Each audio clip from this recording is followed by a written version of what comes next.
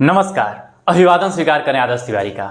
संतुलन न्यूज के खास सीरीज संतुलित सरकार में उत्तर प्रदेश के बाद चलते हैं महाराष्ट्र। जी हां, भारत राष्ट्र के महाराष्ट्र राज्य की या यूं कहें लोकसभा सीटों के हिसाब से दूसरा सबसे बड़ा सूबा महाराष्ट्र की। देश की आर्थिक राजधानी कहा जाने वाला मुंबई शहर राजनीति का भी केंद्र बिंदु रहा है। आजादी का आंदोलन हो या व्यवस्था परिवर्तन की पहल, क्रांति के समस्त समागम इसी शस्य श्यामला धरा की उपज है। जीवन भर शिवाजी महाराज को आदर्श मानने वाले और हिंदू राष्ट्र की अवधारणा को आत्मसात करने के लिए जीवन के प्रत्येक क्षण को समर्पित कर देने वाले हिंदू हृदय सम्राट बाला साहब ठाकरे ने 1966 में शिवसेना अर्थात शिवाजी के सेना का गठन किया। भारतीय राजनीति में पार्टी के लिए कार्य करने वाले लोगों को जहां कार्यकर्ताओं की संज्ञा दी जाती है, वहीं शिवसेना में उनको शिवसैनिक के नाम से पुकारा जाता है।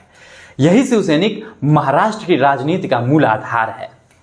लंबे समय तक समान विचारधारा वाले दो दल यानी भारतीय जनता पार्टी और शिवसेना महाराष्ट्र के उत्थान के लिए संघर्ष करते रहे। 2019 के विधानसभा चुनाव के उपरांत उत्पन्न हुए मतभेदों की वजह से यह गठबंधन धाराशाही हो गया। सत्ता सुख की पूर्ति के लिए उद्धव ठाकरे ने महाविकास आघाड़ी यानी कांग्रेस और एनसीपी के साथ गठबंधन कर महाराष्ट्र में सरकार बनाई। वैचारिक असमानता के कारण इस गठबंधन को कुछ शिवसैनिकों को हजम कर पाना बहुत मुश्किल था। लिहाजा एकनाथ शिंदे की अगुवाई में पार्टी के कुछ प्रभावी नेता और विधायकों ने बगावत कर दी।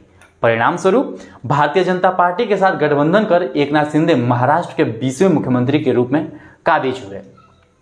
आइए एक नजर डालते हैं इनके सियासी सफर पर। एकनाथ शिंदे की शुरुआती सदिच्छा ठाणे जिले में हुई और यही इनकी कर्मभूमि बनी। 1984 में तत्कालीन शिवसेना प्रमुख बाला साहब ठाकरे और जिला प्रमुख आनंद दिघे के बढ़ते प्रभाव के कारण ये शिवसेना में शामिल हो गए। 1997 नगर निगम चुनाव में इन्हें शिवसेना की नगर सेवक की उम्मीदवारी मिली और ये जीतने में सफल भी रहे। 2004 के महाराष्ट्र विधानसभा चुनाव में ये ठाणे से टिकट मिला, ये जीतने में कामयाब रहे और तब से लगातार उस क्षेत्र से निर्वाचित होते आ रहे हैं। 2014 से 2022 तक ये महाराष्ट्र सरकार में कैबिनेट मंत्री रहे। 2022 में पार्टी में तत्कालीन मुख्यमंत्री उद्धव ठाकरे के साथ मतभेद होने के कारण इन्होंने 45 विधायकों को अपने साथ लेकर पार्टी तोड़ दी और भाजपा के साथ मिलकर प्रदेश में नई सरकार का गठन किया और खुद मुख्यमंत्री बने। पार्टी को लेकर मामला चुनाव आयोग पहुंचा, जहां फैसला इनके पक्ष में रहा और पुरानी पार्टी का नाम और पुराना चुनाव चिन्ह इनके पास रहा। 2024 लोकसभा में इन्हें भाजपा गठबंधन की ओर से 15 सीटें मिली और मात्र 7 सीटें जीतने में यह सफल रहे। वही शिवसेना उद्धव ठाकरे ने 9 सीटें जीती, जिससे इनकी पार्टी के जनाधार पर भी प्रश्न उठता है।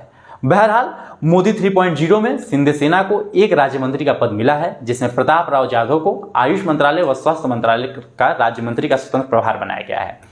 भारतीय जनता पार्टी के साथ गठबंधन में इनका भविष्य कितना लंबा है, ये तो आने वाला समय बताएगा।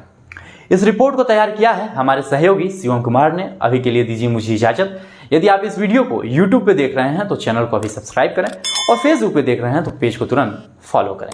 धन्यवाद, प्रणाम।